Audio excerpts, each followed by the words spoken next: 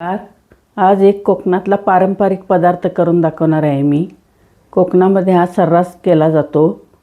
त्याला इडियाप्पम म्हणतात आणि कोकणामधला हा कायमस्वरूपीचा पारंपरिक पदार्थ आहे आणि तो कशाबरोबर खातात ते पण दाखवते तुम्हाला मी.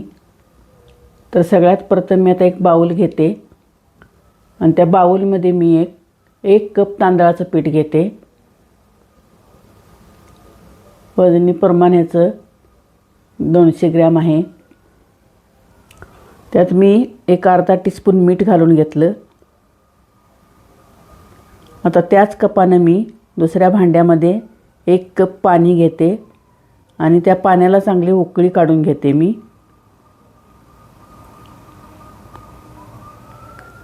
नुसतं गरम नाही करायचं, चांगली उकळी आली पाहिजे त्याला. बघू शकता तुम्ही. ते पाणी ह्यामध्ये मी ओतून घेतलं. ते आता चांगलं हलवून घ्यायचं आणि 5 मिनटं त्याला झाकून ठेवायचं. चांगली वाफ निघते त्याची. 1 कपाला 1 कप बरोबर माप आहे हे पाण्याचं.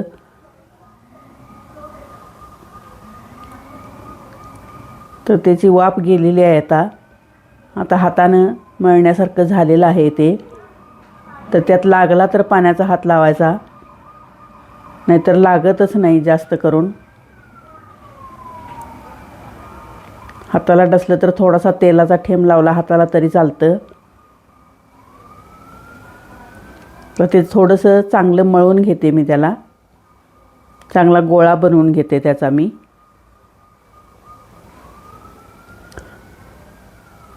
कोकणामध्ये असं तांदळापासूनचे पदार्थ खूप बनवले जातात.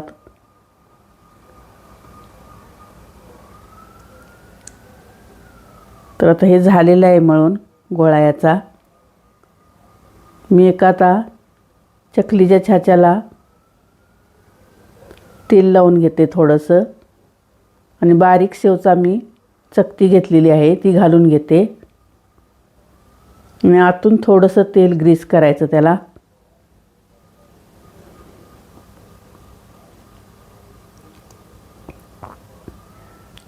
आणि हाताला पण थोडासा तेलाचा थेंब लावून त्याचा गोळा बनवून घ्यायचा पिठाचा.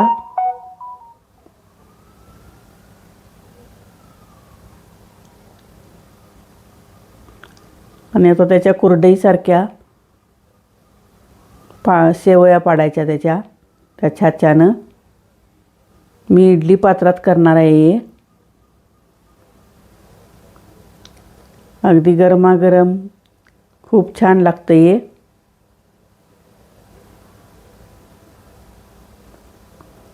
त्याला पण मी थोडं तेल लावून घेते.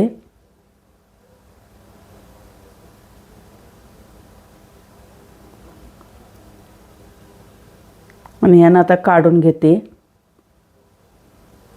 म्हणजे रेसिपी तुम्हाला आवडत असल्यास माझ्या चॅनलला लाईक करा.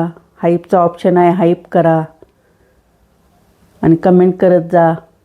आणि नवीन नवीन माझ्या रेसिपी बघण्यासाठी व्हिडिओला सबस्क्राईब करून ठेवा. तर बघू शकता तुम्ही आता.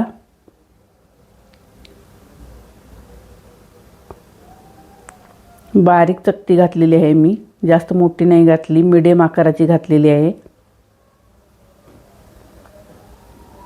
अशा पद्धतीने मी आता हे इडली पात्रात घालून घेणार आहे.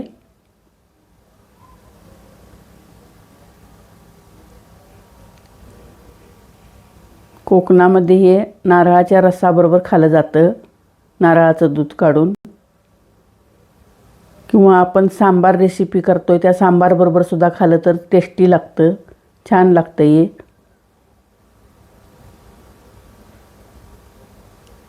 अशा पद्धतीने मी हे सगळं आता घालून घेणार आहे. आणि गॅसवर मी आता इडली पात्रात पाणी ओतून उकळत ठेवलेलं आहे. त्यामध्ये ही प्लेट आता ठेवून घेणार आहे.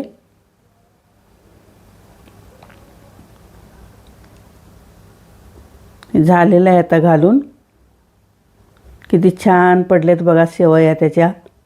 घरी भाकरीला दळून आणलेलं पीठ आहे हे.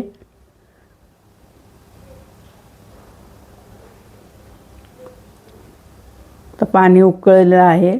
त्यामध्ये हे ठेवून घेते. आता एक 10-12 मिनटाची वाफ काढून घ्यायची त्याला.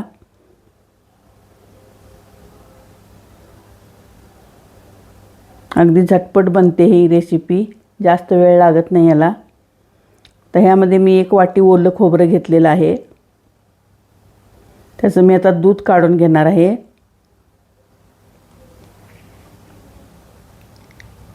त्यामध्ये 1 वाटी पाणी घालून घ्यायचं आणि ते मिक्सरला चांगलं आता फिरवून घेते मी बारीक करून.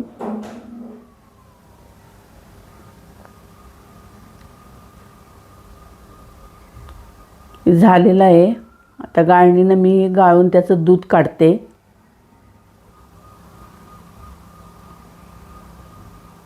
थोडं पाणी घालून घेते त्यामध्ये.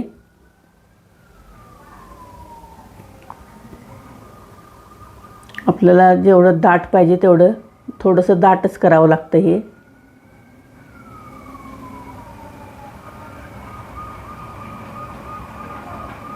चांगलं गाळून पूर्ण काढायचं त्यातलं. पुन्हा पाहिजे तर एक वेळ मिक्सरला लावू शकता तुम्ही. हे झालेलं आहे आता. चांगलं निघालेलं आहे दूध दाट.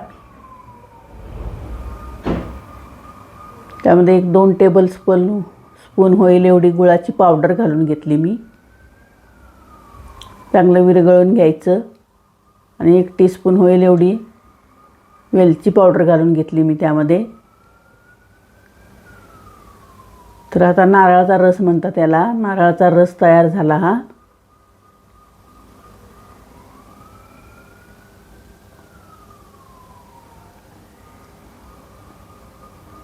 आता इकडं इडली पात्रात उकडत ठेवलेल्या शेवया त्या झालेल्या असणार. इडियाप्पम म्हणतात त्याला.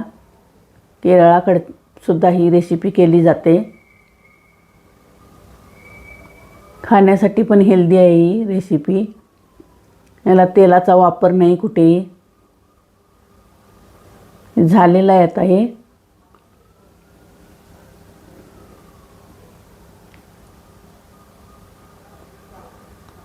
दुसरं घालून घेते मी कढईमध्ये. आता हे काढते मी. एका ताटामध्ये काढून ठेवते. बघू शकता तुम्ही किती छान निघालेलं आहे ते.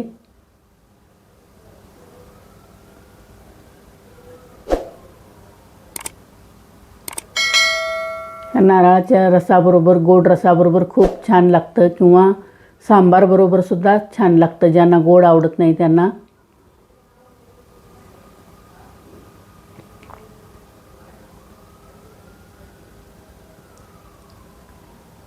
तयार झालेलं आहे रेसिपी ही आता खाण्यासाठी.